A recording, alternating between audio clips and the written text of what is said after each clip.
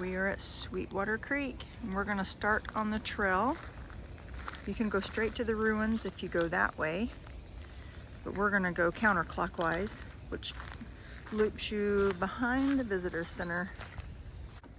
So at this intersection, we're going to the right because we wanna do the loop, and then we're gonna hook onto the red trail to go down past the ruins. But if you wanted to go straight to the ruins, you'd go left. Or back on the red trail that started at the visitor center. Right, left at that one. All right. So we're trying out rain gear again. Julie's wearing the Marmot Precip and I'm wearing the REI Rainier. And we're trying them out. They're very similar, a couple of ounces apart. They're dripping water pretty good, but it's still feeling pretty wet out here. Yeah. And even our camera's fogging up nice and pretty. But we're gonna try it. Hiking in the rain, yay! When the road forks right here, you head this way and you keep following the white. And if it's summertime, watch out for those rattlesnakes.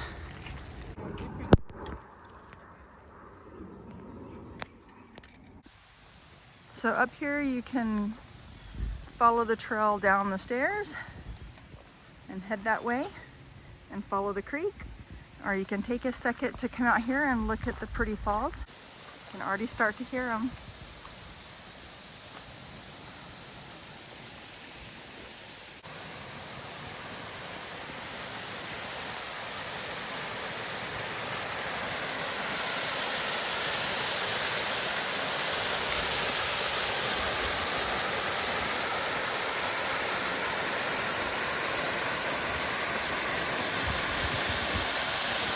We actually missed this the last time we hiked. We didn't come down here to see this.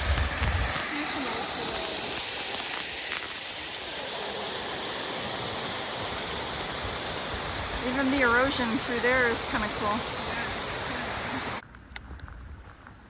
Look at the little flowers. Yeah, we saw those, but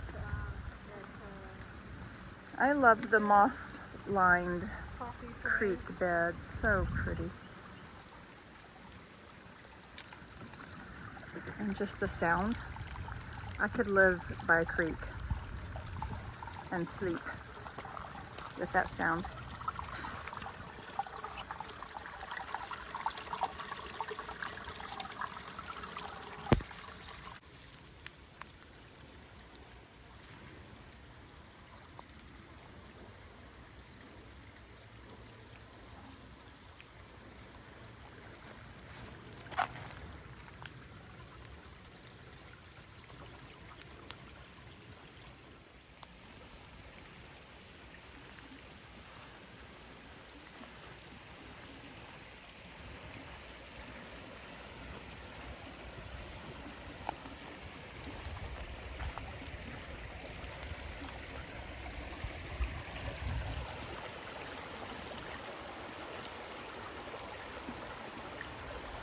One of the most beautiful sounds in nature, a bubbling creek.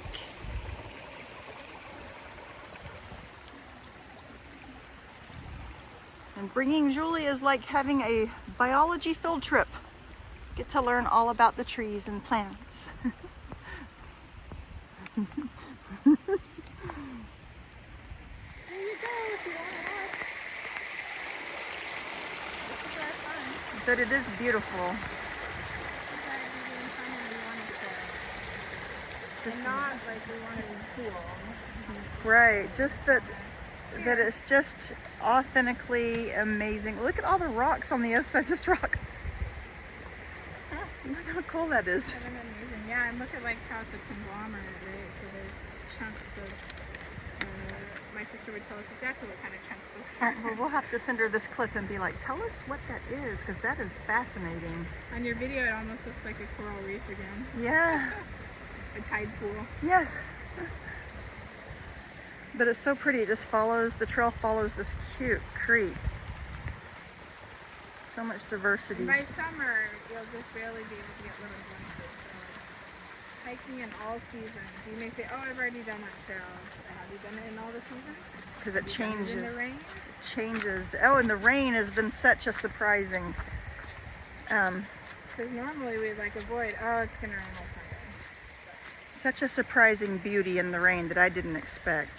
So there's a, I think, Norwegian proverb, there's no such thing as bad weather, only bad clothing. That's right. Get out at every season and every climate so you can see the various beauties that they each bring. I love the beech trees though, how they don't lose their leaves. They hang and they have that beautiful brown color.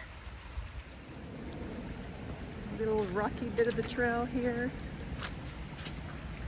We call this technical footing, where you gotta really be careful where you step.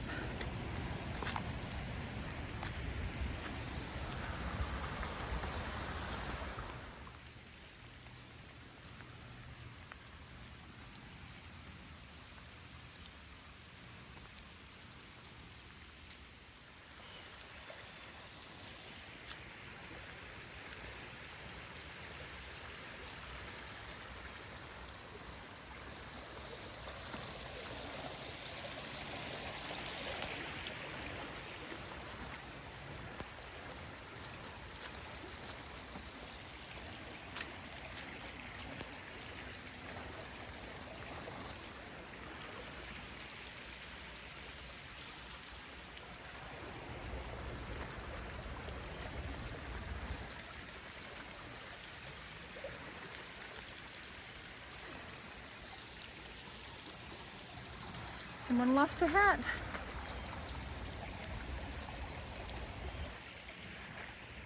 So we're going to continue this way and follow the white blaze.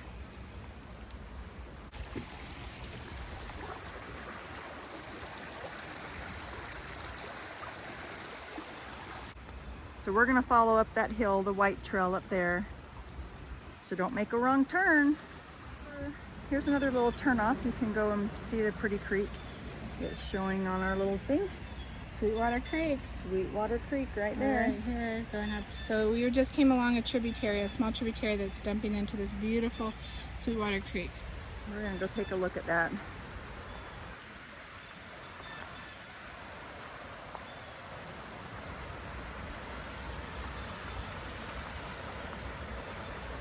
Oh wow. It gets even prettier up the trail. The trail only gets increasingly beautiful.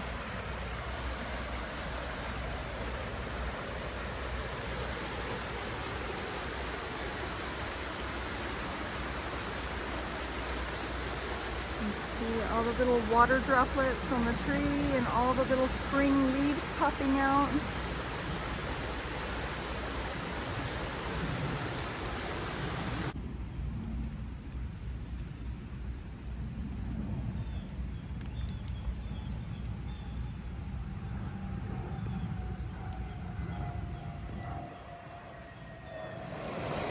So this is where it gets so super pretty and rocky, so the terrain changes.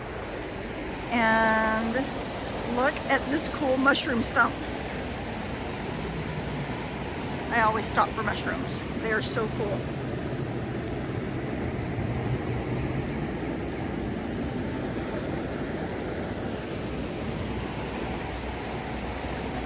So this is where it just gets so pretty. Rushing water here. Airplanes in the background too. But the trail gets so nice and diverse and rocky.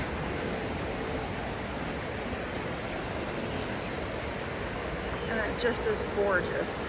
Absolutely gorgeous.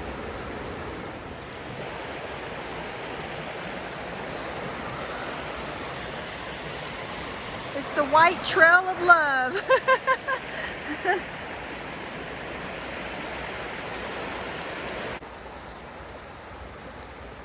Peace.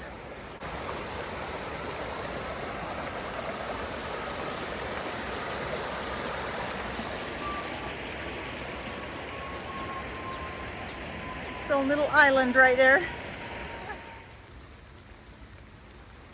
All the beech trees with their leaves still on them. Branches that come out so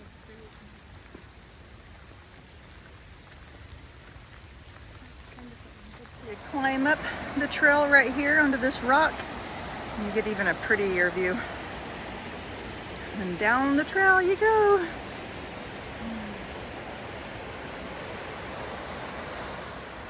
So this is definitely an armadillo hole. And Julie found a friend.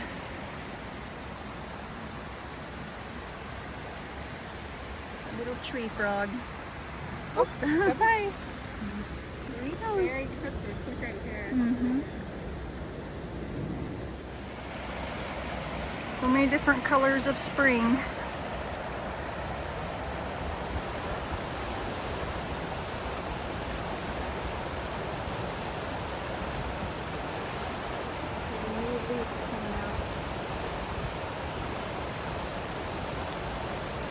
Red.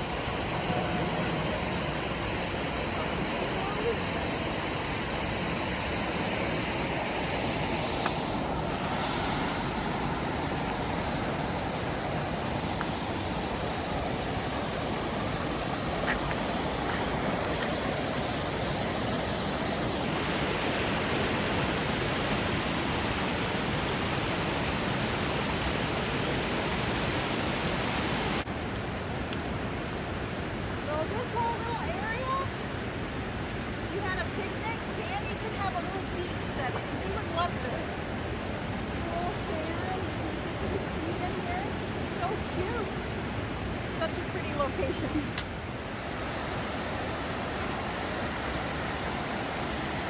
It's beautiful.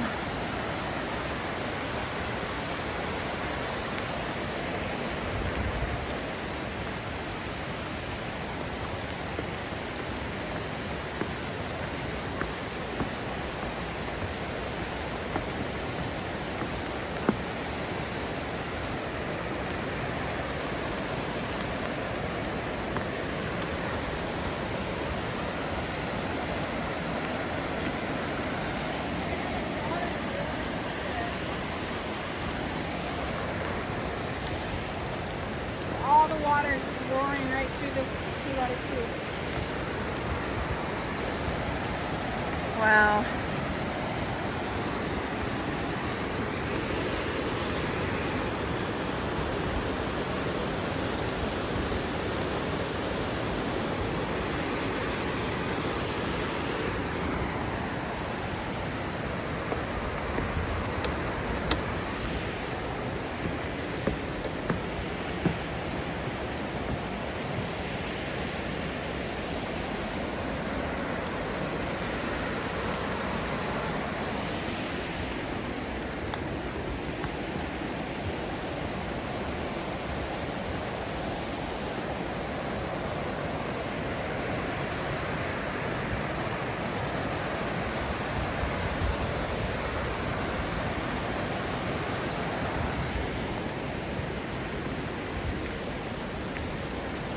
This is where it gets slippery and rocky again.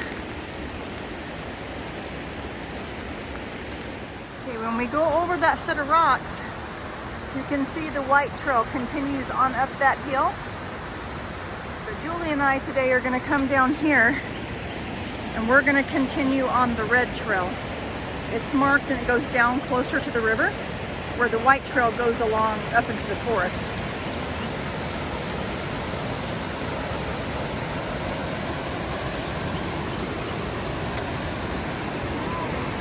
I know why that trail goes up there now. You'll be okay, but you'll want to Be really careful. Have your phone.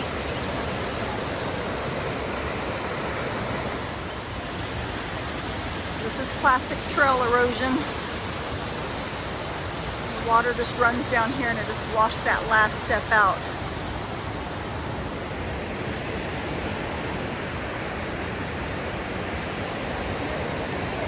I'm not even confident that that trail above is any better.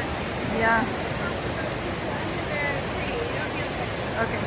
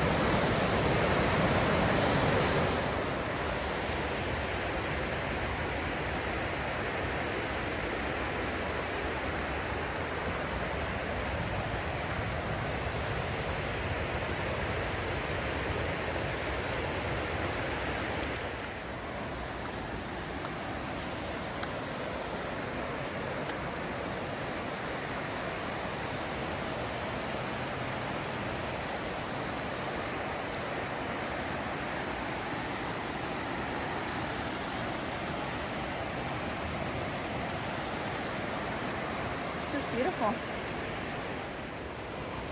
So we can go up around that way.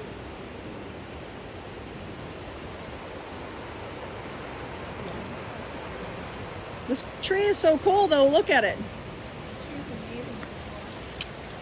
How twisted the trees are. Now that is an example in nature of perseverance right there. Wow. And we came from up there at the observation deck, down those stairs.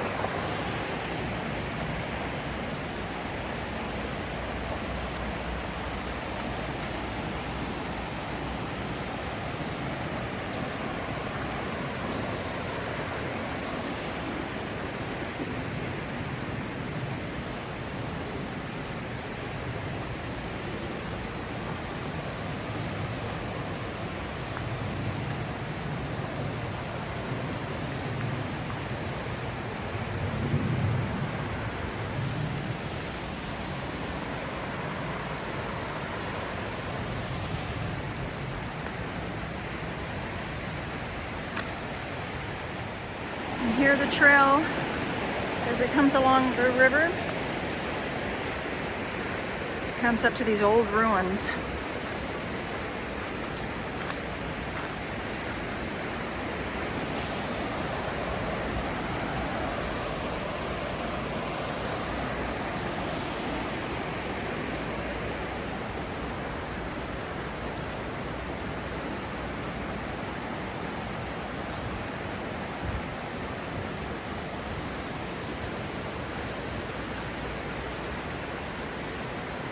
These are the old mill ruins, right? Yes.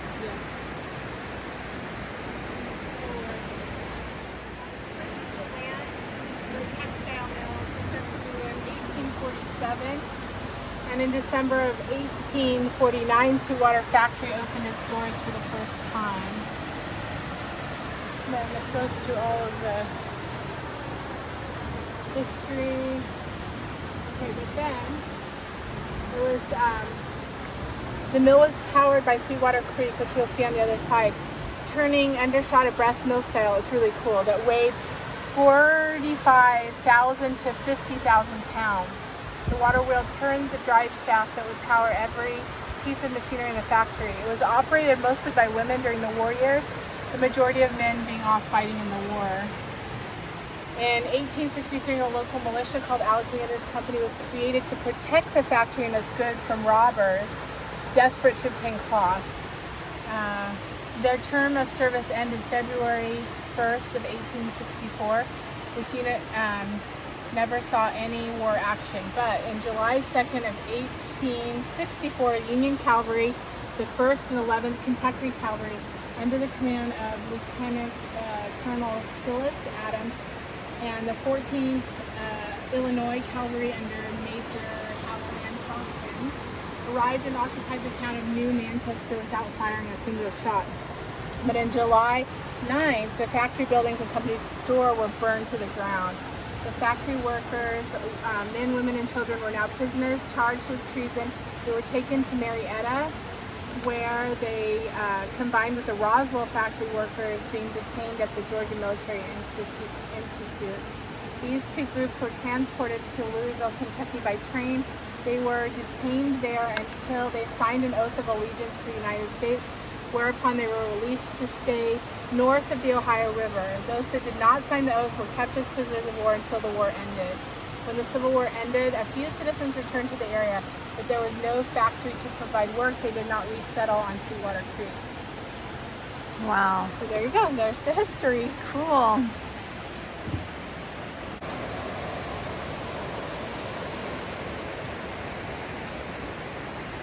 We'll be able to see that on the other side. That aqueduct is built. So they'll show the aqueduct on the other side? Okay, let's go see that. The big wheel that turns it off. Mhm.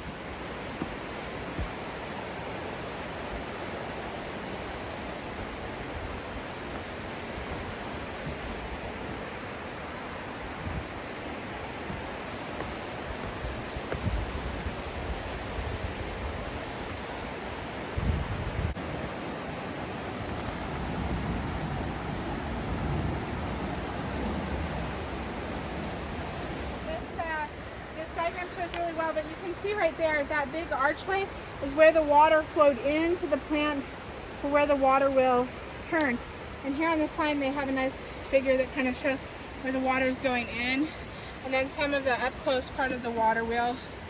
And on that other side, they're saying, yeah, 45,000 pound water wheel. And then farther up, we'll see the actual aqueduct that funneled the water into the mill. 5 stories to this manufacturing mill.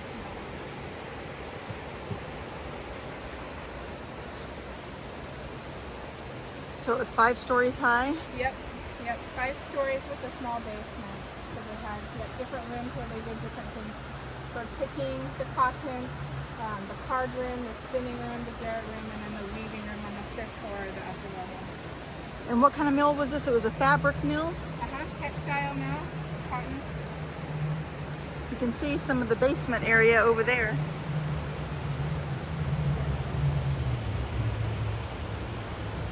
And that was the water, where the water went in right there to run the wheel.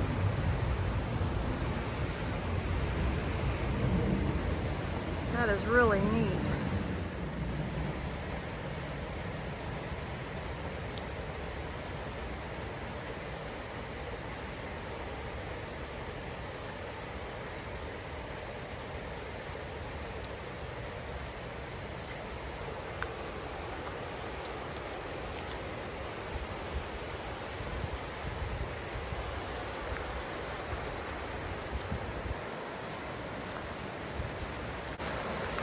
There are lots of observation decks to go out and see the water better. It's so pretty out here.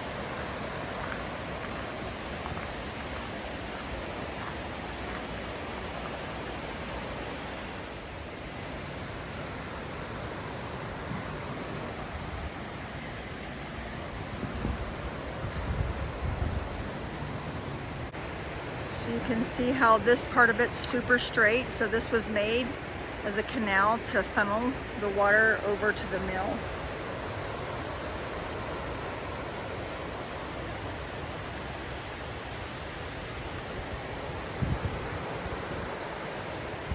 This one section. Along the sides of the canal, you can see the stacked stone, kind of like a brick wall along the side there.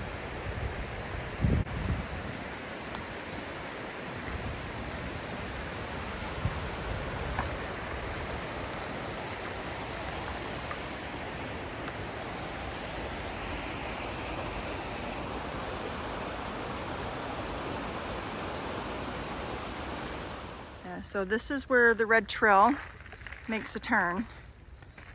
And it would go right up there along the creek, right over this culvert.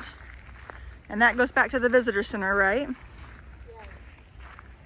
So when you see this culvert right here, if you've gone counterclockwise, if you want to end around the 5-mile mark, you would go the red trail right back to the visitor center. But we are going to continue on the yellow trail loop and head this way instead. So right here where it turns off to go back to the visitor center, we can take the black connector trail that gets us over to the yellow trail loop. And that's right here, that's where we're headed. Follow along the river here.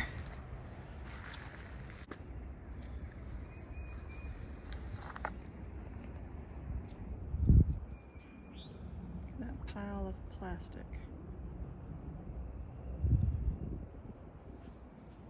Right there, there's a reason to recycle. Yep, and especially because this plastic's not biodegradable. All it does is it just breaks up smaller and smaller into microplastics that then are ingested by everything and eventually end up in cells. So it's just microplastic in tissues of fish and eventually people. That's not a good thing. They say reduce, reuse, and recycle. There's a reason why, people, right there. Gotta protect our environment. It's against you.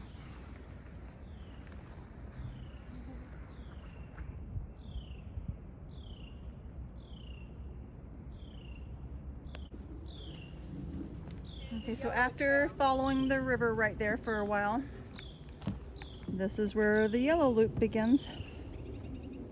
And it's marked. You can see.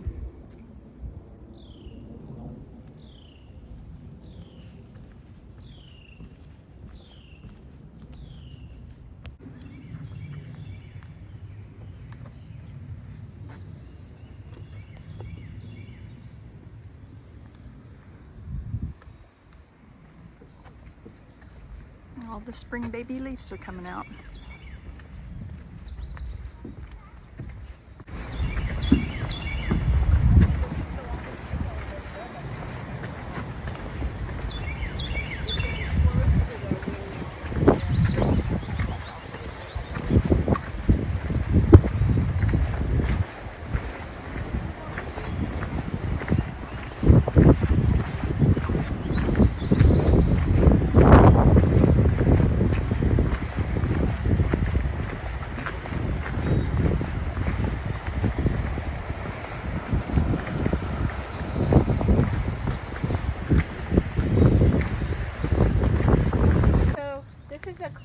Just little tiny bottomland hardwood wetland, and you can tell that it definitely stays wet because these trees are all buttressed at the bottom, so they flare out at the bottom, and that's just what happens when water stays for a long period of time. But these are actually really essential part of the forest ecosystems, these wet areas that just pull water like this, and so it's a beautiful little wetland. So tell me again, they spread out at the bottom in search of oxygen? Yeah, just there's less oxygen as the water stays wet and inundated, and so then yeah, it's just an adaptation to increase oxygen flow.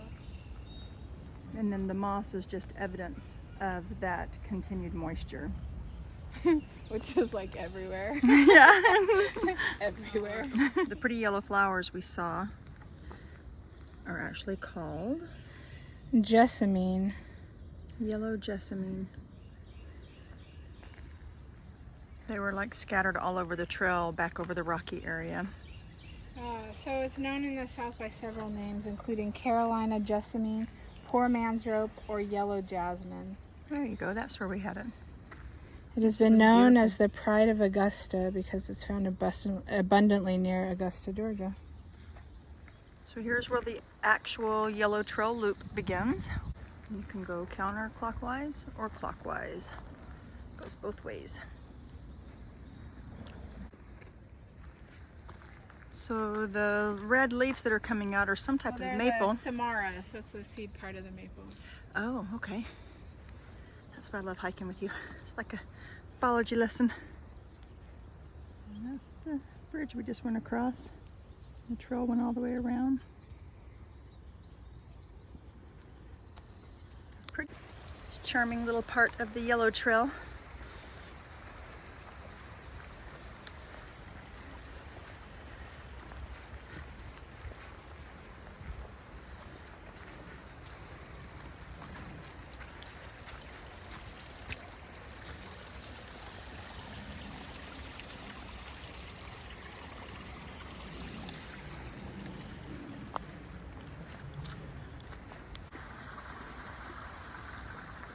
It's a cute little part of the yellow section, yellow trail.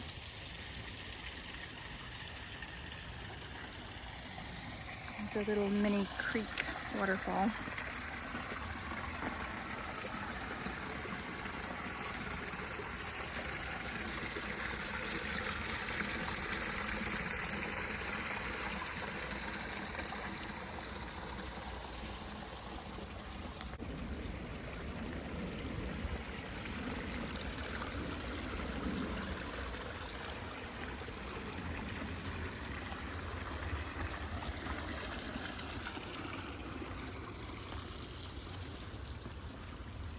So you could come to Sweetwater and just do this cute little yellow trail. It's very charming with all the moss, little creek crossing. It's got some good elevation. Get the heart pumping. It's really pretty.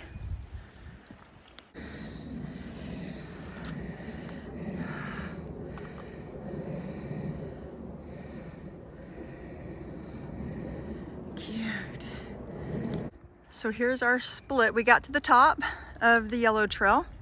It was a nice climb. It was a really good climb. And so it looks like is this orange? Yep. Orange goes that way. And then it also goes straight. And then to continue on the yellow trail, it goes down that little curve. So we're gonna be adventurous and see where this part of the yellow trail takes us. Orange trail. Orange, yes, orange trail. Thank you. Matches your hat. So here's where we're going. These are so maple samaras, and they're so pretty right now in the spring. That's what we were seeing. But it's the seed part. So if you have, if you remember from your childhood, or you have kids, and it's the helicopters that dry out by the fall and fall down and make new maples. And that's what they look like in the spring. This is what they look like in the spring. Let me hold one up. There you go. You can see the seed. Okay. Samara. Nice. We've been on the orange trail and we've gone the whole loop. And then we're gonna come back here. This is the bridge we crossed earlier, where we got on the yellow trail up there. And this is also where the blue trail breaks off. We have not done the blue trail, but next time. For another day. For another day. Next time. Next time. So we're gonna come back in connection with the yellow trail up here and cross the bridge again. Go back to the visitor center and end our day.